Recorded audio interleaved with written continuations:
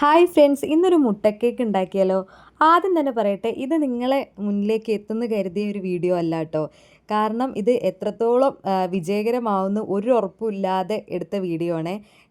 ഒരു മെഷർമെൻറ്റോ കാര്യങ്ങളോ അധികം നോക്കാതെ ചെയ്ത ഒരു കേക്കാണ് കേട്ടോ. കാരണം ഇത് ഉണ്ടാക്കാൻ കാരണം എന്താണെന്ന് വെച്ചാൽ, ഈ ബീറ്റർ വാങ്ങിയിട്ട് 3-4 വർഷമായി. അത് തട്ടുംപുറത്ത് ഇരിക്കാൻ തുടങ്ങിയിട്ടും അത്ര തന്നെയായി. ഒരു പ്രാവശ്യം കേക്ക് ഉണ്ടാക്കിയപ്പോൾ അത് ഫ്ലോപ്പ് ആയതുകൊണ്ട് അത് തട്ടുംപുറത്ത് കയറിയതാണ്. അപ്പോൾ അത് അവിടെ നിന്ന് നിൽക്കണമെന്ന് കണ്ട ഒരു കുറ്റബോധത്തിൻ്റെ പുറത്താണ് കേട്ടോ ഇത് ഉണ്ടാക്കുന്നത്. അപ്പോൾ ഒരു വീഡിയോ എടുത്തുന്നുള്ളേ. അങ്ങനെ ഇതിൻ്റെ ഞാൻ എടുത്ത അളവ് എന്താണെന്ന് വെച്ചാൽ 3 മുട്ടയാണ്. അതിലേക്ക് 3 സ്പൂൺ പഞ്ചസാരയും കുറച്ച് വാനില എസൻസും അതേ കുമ്പിളിൽ തന്നെയാണ് മൈദയും ചേർത്തത്. 3 കുമ്പിൾ മൈദയും ചേർത്തിട്ട് നന്നായിട്ട് ബീറ്റ് ചെയ്തു. ആദ്യം തന്നെ പഞ്ചസാരയും കോഴിമുട്ടയാണ് ബീറ്റ് ചെയ്തത്. അത് ബീറ്റ് ആയതിൻ്റെ ശേഷമാണ് കേട്ടോ മൈദ ഇട്ടത്. അതിൻ്റെ കൂടെ കുറച്ച് ഓയിലും കൂടെ ചേർത്തിട്ടുണ്ട്.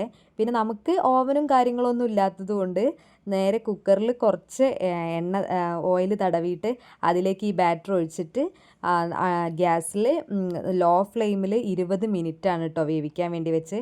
അപ്പം കടയിൽ നിന്ന് മേടിക്കുന്ന പോലത്തെ മുട്ടക്കേക്ക് തന്നെയായിരുന്നു. മുട്ടച്ചോയൊന്നും അധികം മുട്ടച്ചോയ ഉണ്ടായിരുന്നില്ല. പിന്നെ അതുപോലെ തന്നെ നല്ല സോഫ്റ്റ് ചെയ്യുന്നു കേട്ടോ കേക്കിന്. ഞാൻ ഉണ്ടാക്കിയതുകൊണ്ട് പറയുന്നല്ല, സംഗതി സക്സസ് ആയിട്ടുണ്ടായിരുന്നു. അതിൻ്റെ സോഫ്റ്റ് എന്താണെന്ന് നിങ്ങൾക്ക് മനസ്സിലായല്ലോ. അപ്പം അടുത്ത വീഡിയോ ആയിട്ട് നാളെ കാണാം കേട്ടോ.